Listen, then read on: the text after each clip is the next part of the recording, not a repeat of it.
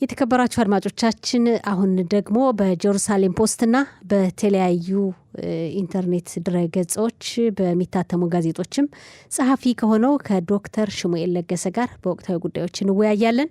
ዶክተር ሽሙኤል ስልክ መስመራችን ላይ ነው፣ ወደሱ እናልፋለን። ጤና ይስጥልን ዶክተር ሽሙኤል ለገሰ፣ እንደምን አለ? ወርቅነሽ እንደምን አላችሁ? ሰላም ናችሁ ሆይ? አድማጮችስ እንደምን አላችሁ? ሰላም ብያለሁ። እናመሰግናለን። ዶክተር ሽሙኤል እንግዲህ ከአንተ ጋር በተለያዩ ዓለም አቀፍ ጉዳዮች በተለይ ትኩረት በማድረግ እንወያያለን። ዛሬ እስኪ እስራኤል እንግዲህ እውቅና ስለሰጠቻት በአፍሪካ ቀንድ ስለምትገኘው ሶማሌላንድ እንወያይ። እንግዲህ እስራኤል የመጀመሪያው ሀገር ናት ለሶማሌላንድ እውቅና የሰጠች ሀገር። እስራኤል እውቅና መስጠቷን ተከትሎም የውጭ ጉዳይ ሚኒስትር ጊዶን ሰዓር ለጉብኝት ወደ ሶማሌላንድ ሄደው ነበር። እንደው በመጀመሪያ ግን ሁኔታውን እንዴት አየኸው? አሁን ምን መሰለሽ፣ አሁን በአካባቢ ያሉትን አገሮች አይታይሽ ሶማሌላንድ የተባለችውን ራሷን የወሰነችውን አገር ስታይና ስታወዳድሪ በእውነቱ በብዙ ነገር ያቺ ማንም አገር የማይረዳት ማንም አገር ያላወቃት አገር ትክክለኛ አገር ወይም ህዝቧን ደጋፊ ለህዝቧ የቆመች ሆና ታገኛታለሽ። አሁን በአካባቢ ያሉ የጎረቤት ሀገሮች በጠቅላላ እዛ አካባቢ ከሱዳን እንጀምር።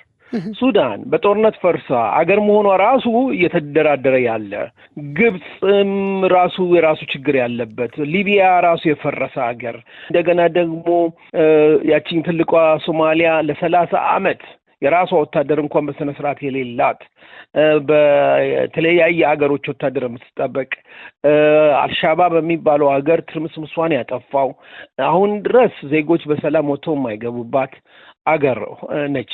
እንደገና ኢትዮጵያንም ብትወስጂው እንግዲህ ከትግራይ ጦርነት ጀምሮ አሁንም በአማራው ክፍል እና በሌሎችም አካባቢዎች ከፍተኛ ደም የሚያፋሰስ ጦርነት፣ መንግስታት ለዜጎቻቸው ከአትክልትና ከአበባ ከዛፍ ቅጠል የበለጠ ዜጎቻቸውን የማይጠብቁ ሆነው እየተገኙ እያለ ይቺ አገር ግን ያንም አገር ሳይረዳት ራሷን አስተዳድራ ዜጎች ምርጫ በስነ ስርዓት እያረጉ በህዝብ የተመረጠ መንግስት እያለ ይህ ሁሉ በእውነት ዓለም የረሳው ያላየውን ጉዳይ እስራኤል እንግዲህ በቶራ እንደተማር ነው ለሁሉ እኩል አይን ሁሉን በእኩል አይን ማድረግ እንዳለብን አይተን እስራኤል የመጀመሪያ ሀገር ሆና ይችን ሀገር ማወቋ አንድ እስራኤላዊ ጽዮናዊ እስራኤላዊ ትውልድ እስራኤላዊ ሆኜ ይህንን ሳየው በጣም ኩራት ይሰማኛል። ምክንያቱም ምን መሰለሽ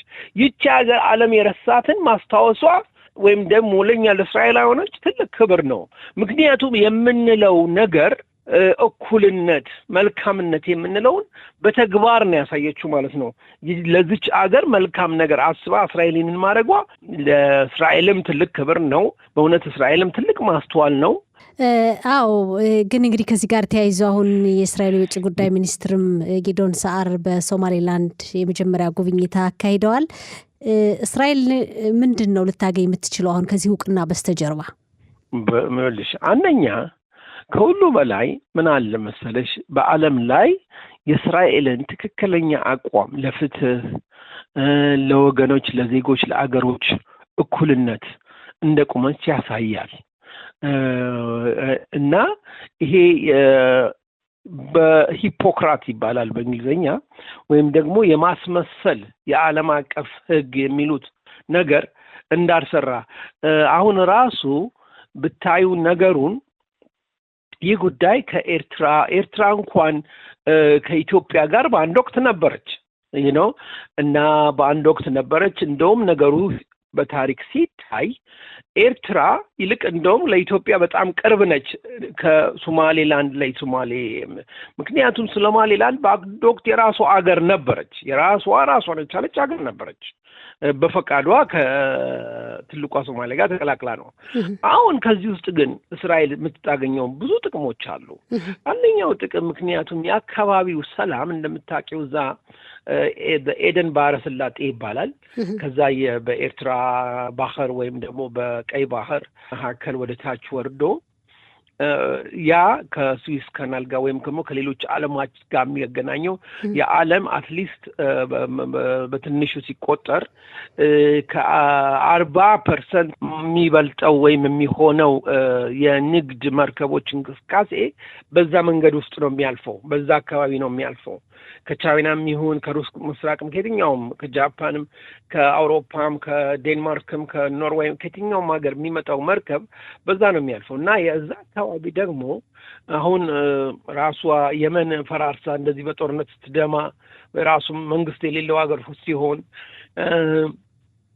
አካባቢው በጣም ሰላም የነሳው አካባቢ ነው እና ይሄ በኢራን የሚደገፉ በየመን አካባቢ የሚንቀሳቀሱ የሁቲ ቀማኞች ዘራፊዎች የሚንቀሳቀሱበት አካባቢ ነው እና አካባቢው ምን አለ መሰለሽ እዚህ አካባቢ ሰላም የለም። መርከቶች በስነ ስርዓት አልፈው አሁን እዛ አካባቢ ሲሆን እስራኤል በዚህ አይነት ትክክለኛ ህብረተሰባዊ ወይም ደግሞ ሀገራዊ ወይም ግንኙነት ስትፈጥር የእስራኤልም ማንነት እዛ አካባቢ ይኖራል ማለት ነው። ማንነት ስልሽ የእስራኤል የጦር መርከቦች፣ የእስራኤል አንዳንድ የባህር ኃይል እና የንግድ መርከቦች፣ ባህር ኃይልም መርከቦች፣ የባህር ኃይል ጥበቃ ወታደሮች አካባቢ ሊኖሩ ይችላሉ። ያ ደግሞ ለአካባቢው ኢትዮጵያ ራሱ አካባቢውን ጠብቃለሁ ብላ በአንድ ወቅት ለሶማሌም ዘምታ ነበር። አሁንም ሶማሌ ውስጥ ብዙ የኢትዮጵያ ወታደሮች እንዳሉ ይነገራል። እና ልክ እንደዛ አይነት አኳኋን ለአካባቢው እስራኤል በጦሯም የሰለጠነች የመጠቀች ስለሆነች ለአካባቢው ጥሩ ጥበቃና ሰላም ትሰጣለች ብዬ ገምታለሁ። ምክንያቱም እነዚህ ገራፊዎች ቀማኞች ከአካባቢው ይጠፋሉ። ደግሞ ያ ለእስራኤል ጥቅም ይሰጣታል። ምክንያቱም የእስራኤልም ሆነ የሌሎች አገሮች መርከቦች ደህንነት ይፈጠራል ማለት ነው። አገርም እንደ አገራችን ሌሎች ሁቲን ደጋፊዎች ወይም ደግሞ የእስራኤል ተቃዋሚዎች አክራሪ እነዚህ ራዲካልስ የሚባሉት እስራኤልን ማጥፋት የሚጠቀሙበት መንገድ ይዘጋባቸዋል በዛ በኩል ማለት ነው። እስራኤል እዛ አካባቢ የራሷን እንደ ማንኛውም አገር ራሷ የወታደሮች ካምፕ ይኖራታል ማለት ነው። እና ያ ጥቅም ነው። እንደገና ደግሞ ሶማሌላንድ ብዙ አንዳንድ ነገሮች ለእስራኤል በንግድም፣ በትምህርትም፣ በሳይንስም፣ በቴክኖሎጂም በሚለዋወጡበት መንገድ ይፈጠራል። ያ ደግሞ ለእስራኤል ብቻ አይደለም ጥቅሙ፣ ለሶማሌላንድም ጥቅም ነው። እንደገና ለአካባቢውም አገሮች ጥቅም፣ ሰላም፣ ህዝብ ጥቅም ነው። እንደገና ደግሞ እንደውም ለመላው ዓለም ጥቅም ነው። ምክንያቱም የመላው ዓለም መንገድ መርከብ ነው በዛ በኩል የሚያልፈው። በአንድ ወቅት ከኖርዌይ ብቻ ኖርዌይ ብቻ ወደ 24 የንግድ መርከብ ነው እዛ ቦታ ላይ የተዘረፈው። እነዚህ ዘራፊዎቹ ከሁቲና ከየመን ከሶማሌ የሚወጡ ዘራፊዎች ይዘረፉት የሚሰርፉት እና ያ ሁሉ ሰላም ያገኛል ማለት ነው። እንግዲህ በአካባቢው ለሚንቀሳቀሱ የንግድ መርከቦች በአጠቃላይ ላለው እንቅስቃሴ እንዳልከው የራሱ የሆነ ጥሩ ተጽዕኖ፣ ጥሩ ጎን ይኖረዋል። በአንጻሩ ደግሞ እስራኤል ለሶማሌላንድ የሰጠችውን እውቅና እንደውም ትሰርዝ የሚሉ ዓለም አቀፍ አካላትም በርካታ ሀገራትም አሉ፣ በተለይ የአረብ ሀገራትና ተቃውሞም አለ። እንዴት ነው ተቃውሞውስ? በጣም ይገርምሻል እኮ። አዎ ተቃውሞው የሚቃወሙት ሀገሮች በጠቅላላ የራሳቸው ሰላም የላቸው። የራሳቸው መንግስትን ራሳቸው ሀገሮች የራሳቸው ችግር አለባቸው። ግን ልንገርሽ ይሄንን ቢቃወሙ የትም አይደርሱም። አሁን እስራኤል ይህንን ነገር ሶማሌላንድ እውቅና ሰጥታለች። እስራኤልን ተከትለው ደግሞ እውቅና የሚሰጡ አገሮች በቅርቡ ይኖራሉ። እንደውም አንዳንድ በሱዳን ትሪቡን ላይ እንደገና ሚድል ኢስት ጋዜት ላይ ሳነብ ወደ 4 ሀገሮች የአካባቢው 4 ሀገሮች አሁኑኑ ትናንትና ማታ 3 ነበር የሚለው ከትናንት ከሰዓት በኋላ በፊት ትናንት ማታ ደግሞ 4 ብለዋል። 4 ሀገሮች ለመስጠት እየተዘጋጁ ነው ይላል እውቅና ለመስጠት። ግን አንድ ነገር ማወቅ ያለብሽ ነገር አለ። አሁን እዚህ ድረስ ራሱ አሜሪካን አፏን አውጥታ አልተቃወመችም። በአሁኑ ሰዓት እንግዲህ የዓለም ፖሊስ ሆና ከተባበሩት መንግስታት የበለጠ ዓለምን እንዳስተዳድራለሁ ብላ የቆመችው የዓለም ፖሊስ አሜሪካ ነች። አሜሪካ ደግሞ እና እስራኤል ሳይነጋገሩ ወይም ሳይመካከሩ ይሄን አይነት ዓለም አቀፋዊ ውሳኔ እስራኤል ብቻዋን አትወስንም። እና አሜሪካም እጁ እንዳለበት እንግዲህ እንደ አንድ ነገሮች ተከታታይ ከአካባቢውም ከአሜሪካም መረጃ የሚደርሰው አይነት ሰው ከዛም አካባቢ ነገሮች እንደምረዳው እዛም አካባቢ ፖለቲካውንም አመለካከቱንም እንደሚገባኝ እንደማቀው ራሱ አሜሪካ ይሄንን መደገፉ አይቀርም። አሜሪካን ተከትሎ ደግሞ ዓለምን ሁሉ ይደግፈዋል። የሚቃወምም ቢኖሩ ምን አለ መሰለሽ አሜሪካ ደግሞ በአንዳንድ ሁኔታ በገንዘብና በንግድ ከኳታር ከነዚህ በጣም ሀብታም ከሆኑ እስራኤልን ከሚጠሉ አገሮች ጋራ የራሷ ግንኙነት አላት። ያው እንግዲህ የነሱ በገንዘብ ኃይል የነሱ ገንዘባቸው ስለሚያስፈልግ ግን ያም ሆኖ ይህ አሜሪካ በየትኛውም አቅጣጫው ቢሆን እስራኤልን አትጥልም ወይም ደግሞ እስራኤልን ወደ ኋላ አታደርግም። እና ምንድነው አሜሪካም ራሷ በአስቸኳይ ልትደግፍ ትችላለች። እነ ኳታር ትልልቅ የአረብ ሀገሮችን ቢቃወሙ ኢቭን ቱርክ ራሷ ቱርክም ሳውዲ አረቢያም ተቃውመዋል። ሳውዲ አረቢያም ተቃውማለች። አሁን የተባበሩት አረብ ኤሚሬት የውስጥ ደጋፊ ነች። አሁንም እሷም ትወጣለች እና የእስራኤል ደጋፊዎች ናቸው። የተባበሩት የአረብ ኤሚሬት እንዳልተቃወመች ነው የሚታወቀው። እስካሁን የራሷ የሆነ ጥቅም እንዳላትም ይነገራል እዛው አካባቢ። ምንድን አለ መሰለሽ እኮ አሁን እኮ እስራኤል ይህንን ነገር ስታደርግ እስራኤልን ብቻውን አትጠቀምም። የአጋሮቿም ወታደሮች ይኖራሉ። የአጋሮቿ ማለት አሜሪካም ይሆናል፣ የተባበሩት አረብ ኤሚሬትም ሊሆን ይችላል። ሌሎችም አብረው በዚህ ነገር ላይ ይተባበራሉ በብዙ ነገር ማለት ነው። ስለዚህ ይህ ነገር እኮ እስራኤል ለብቻዋ አታደርግም፣ ብቻዋንም አትበላም፣ ብቻዋንም አትሞትም ነው። ስለዚህ ሶማሌላንድም ብቻዋን አትደግፍም። ግን ደግሞ ለእስራኤል መልካም የሆነ የመጀመሪያው አገር መሆኗ ኢትዮጵያ ሞክራ ነበረ። ግን ያው እንግዲህ የደሃ ሀገር ሆኖ ትንሽ መንግስት ሆኖ በአስቸኳይ ሁሉም ሲጫጫባት ነገሩን ወዲያው ተረደችው፣ ወዲያው አወጣችው። ግን እስራኤልን ግን እንግዲህ ሁሉም ጮሆባታል። ግን እስራኤልን የሚጎዳ ነገር ቢፈጥር መንግስት ስለሌለ በኢኮኖሚ ደረጃ ከእስራኤልን ምንም ማድረግ ስለማይችሉ በዛ ደረጃ ያው አሜሪካም ደግሞ ቀጥታ ከእስራኤል ጋር ስለሚቆም እስራኤልን ምንም ማድረግ አይችሉም። በእርግጥ ከአሜሪካ ጋር እንዳልከው ውይይትም ሊኖር ይችላል። አሜሪካም ልደግፍ እንደምትችልና ለሶማሌላንድ እውቅና ትሰጣለች ተብሎም ይጠበቃል። በቅርቡ ይሄን አሁን ምን ታያለሽ? በቅርቡ እንደውም ሱዳን ትሪቡን እና ሚድል ኢስት ጋዜጣ እንደሚለው 4 ሀገሮች አድገዋል፣ በአስቸኳይ ይሄንን እውቅና ይደግፋሉ። እና ይሄ የሚሆነው እኔ ልንገርሽ በቁርጠኝነት ነገሩን እንዳወቅኩት የሶማሌላንድ አገር መሆን በአስቸኳይ ይጸናል። ብዙ ተቃውሞ ሊኖር ይችላል አሁን ሲጀመር፣ ግን በአስቸኳይ ይጸናል። እንግዲህ በጣም በአጭር ጊዜ ነው የእስራኤል የውጭ ጉዳይ ሚኒስትር ለጉብኝት ወደ ሶማሌላንድ ሄዱትና በተለያዩ ዘርፎች በጋራ እንደሚሰሩ ተገልጿል። በውሃ፣ በግብርና እንቅስቃሴ፣ በአጠቃላይ በኢኮኖሚው መስክ ሌሎችም እንደሚሰሩ ነው የተገለጸውና እስኪ ሶማሌላንድ በእርግጥ እውቅና መሰጠቱ በአንዲት ታላቅ ሀገር በራሱ ትልቅ ነገር ነው።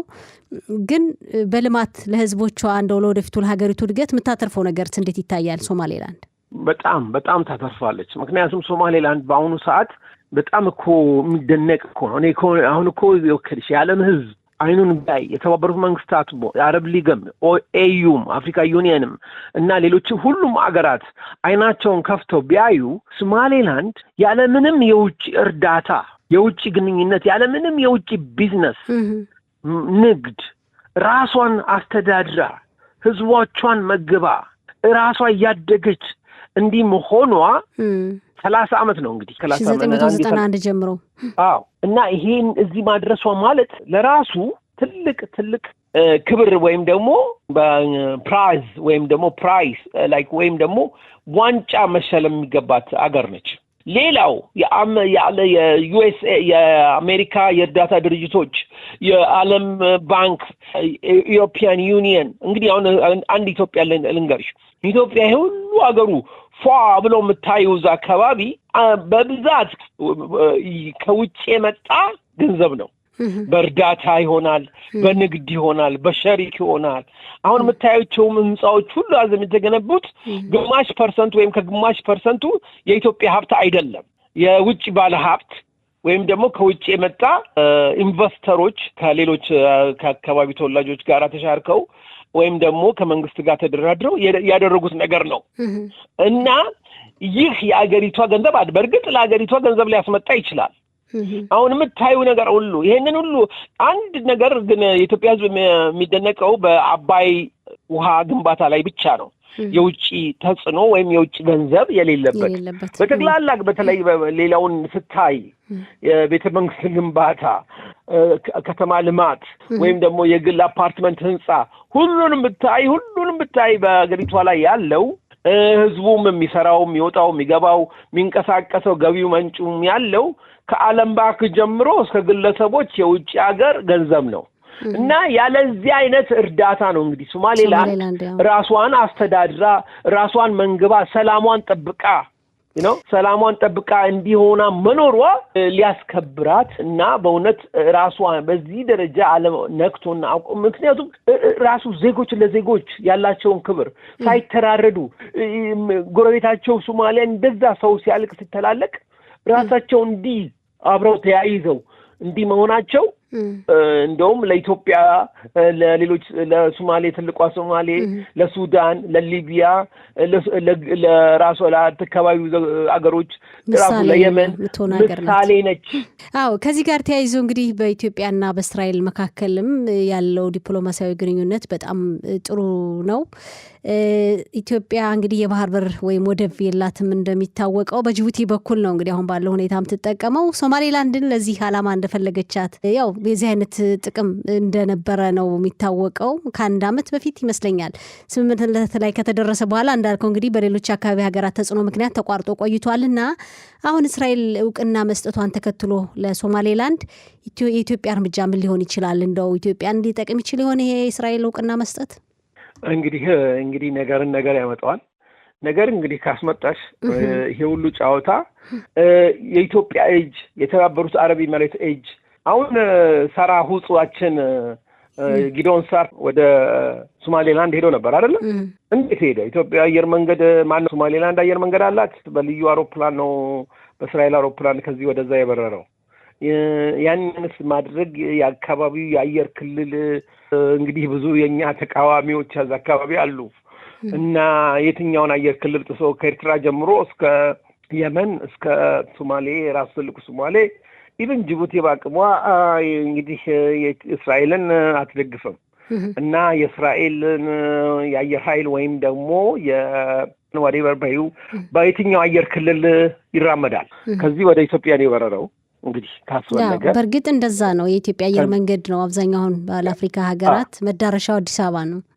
ስለዚህ ምልሽ ምንድነው ይሄንን አመጣሁት ምንድነው ኢትዮጵያም ለዚህ አይነት ነገር መንገድ ጠራጊ ነች እና እጇ ይኖርባታል። ለምንድን ነው? እሷም ራሷ ጥቅም ስለምታገኝ።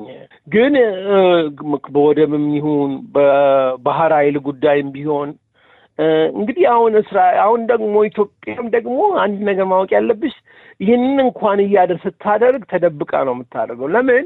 እንደገና ደግሞ ሌሎች እስራኤል የማይወዱ በገንዘብም ሆነ በሌላ የሚረዱ ሀገሮች ሊኖሩ ይችላሉ። እነሱ እንዳይቀየሟት አንገቷን ደፍዳ በውስጥ ልታደርግ ትችላለች። ነገሩ ደግሞ ኢትዮጵያ አንድ ማወቅ ያለብሻል። አሁን የኢትዮጵያ ሕዝብ በአሁን ያለው ትውልድ ነቅቷል፣ አውቋል፣ ገብቶታል። ስለዚህም ነው ጦርነቱ አንደኛ እዛ ጋር የራሱ ሰላም መጥፋቱ ያወቀ ትውልድና የሌላው አላወቀም ብሎ የሚያስተዳድረው ትውልድ የውስጡ ያለመረዳዳት ክላሹ ማለት ግጭቱ ወደ ጦርነት ያዘነበለ እና ምንድነው ምልሽ ዋናው ይሄ ሶማሌላንድ ኢትዮጵያ ሐሳባ ቢሆንም ለምንድነው ለወደብ ነገር ኢትዮጵያ በዛ ብቻ ምትረካ ወይም ደግሞ የኢትዮጵያ የወደብ ፍላጎት በጅቡቲና በሶማሌላንድ ብቻ ያልቃል ብላ ኢትዮጵያ በዚህ ሰዓት እንደ አገር እንደ መንግስት ወይም ደግሞ እንደ ህዝብ ያንን የተቀበለች አትመስልም። ይህንን እንኳን በእጇ ቢኖር የኤርትራን የወደብ ድሮ የቀደመውን መሬቷን ሀሳብን የማስመለስ እቅድ ይኖራት ይመስላል እና ወደ ዋና እቅዷ ወደዛ እያመራች ነው የሚመስለው። ይሄ ደግሞ ይሄ አሁን ያለው መንግስት እንኳን ባያደርግ መጪው ትውልድ ይህንን እንደሚያደርግ ብዙዎች ይገምታሉ። እና ይሄ አይነት ነገር አለ እና በእርግጥ ኢትዮጵያም ሶማሌላንድን ለመጠቀም ያዘጋጀች ነው። ግን ጥቅሟ በዛ የኢትዮጵያ ህዝብ በጣም ብዙ ስለሆነ ጥቅሟም ራዕዩዋም በጣም ትልቅ ስለሆነ አንድ ወደብ ብቻ ራሱ በቂ ላይሆን ይችላል ብለው አይ ቲንክ ደምድመዋል። በዚህ የተነሳ ይሄንንም የሆነ መረጃ እንዳለ ሆኖ ሌላ አይናቸውንም ወደ ቀድሞ መሬታቸውን ለማስመለስ ጥረትና ሐሳብ አላቸው ይባላል። እንግዲህ በዚህ ዙሪያ ለማጠቃለያ መስጠት ከሆነ እሺ ነው እዚህ ነገር ለማጠቃለለው አንድ ጉዳይ አለ። ምንድነው መሰለሽ ይህ እስራኤል የወሰደችው እርምጃ በጣም በጣም በጣም ትልቅ ጠንካራ እርምጃ ነው እና ይህ ደግሞ ማንነታችንን ይሁዲነታችንን ቶራ ወይም ደግሞ መጽሐፈ ቅዱስን ማወቃችንን ያሳያል። ምንድነው መጽሐፍ ቅዱስ ምንድነው የሚለው ወይም ደግሞ ቶራ ምንድነው የሚለው ወይ ታልሙድ በፍትህ አገርን አስተዳድር ነው የሚለው። ገባሽ አይደለ? እና ይህ እስራኤል የወሰደችው የፍትህ እርምጃ ነው። እኛ ዜጎቿ ልንኮራበት የዓለም ሕዝብ ሊደግፋት የሚገባበት እርምጃ ነውና እኔ አሁን መጽሐፍ እያወጣው ነው። መጽሐፍ እየጻፍኩ ነው። በመጽሐፌ ላይ ሞራል ዲፕሎማሲ ይላል በእንግሊዝኛው፣ በአማርኛው ደግሞ ስነ ምግባራዊ ዲፕሎማሲ ወይም ደግሞ የሀገር ግንኙነት እና እዛ ላይ ሶማሌላንድ ከመሆኑ በፊት ትንሽ መረጃ ነበረኝ። በጣም ትንሽ ውጭ ጉዳይ ሚኒስቴር አካባቢ ስለምንቀሳቀስ እና እስራኤል አሁንም ከወሰደች በኋላ ይሄንን ምዕራፍ ጨምሬበት ይህ የእስራኤል የሞራል የሀገር ግንኙነት መንገድ ውጤት ነው ብዬ ነው የምደመድመው እና መልካም ስራ ነው እና እኛ ዜጎች ልንኮራበት ይገባል በዚህ መልካም ስራ እና ምንጊዜም ደግሞ ጥሩ የሰራ አገርም ሆነ ሰው ይታያል። ጥሩ መስራት ጥሩ ነው በቤተሰባችንም ውስጥም በአገር ደረጃም እና ሶማሌላንድ ጥሩ ስለሰራች ነው እዚህ ይሄንን ሁሉ እያገኘች ያለችው ለማለት ነው። በጣም ትልቅ ምሳሌ ናት ቁርጠኛነቷ። ዶክተር ሽሙኤል ለገሰ በጣም እናመሰግናለን። መልካም ቀን ይሁንልህ። እግዚአብሔር ይስጥልኝ። እንግዲህ ወርቅነሽ ስለጋበዝሽኝ በጣም አመሰግናለሁ። አድማጮችም እንግዲህ እዚህ መልካም ሰዓት ስለነበረ እናመሰግናለን። በሌላው ጊዜ እንቀጥላለን። ብዙ ነገር አብረን እንማማራለን። በጣም ጥሩ። በጣም አመሰግናለሁ።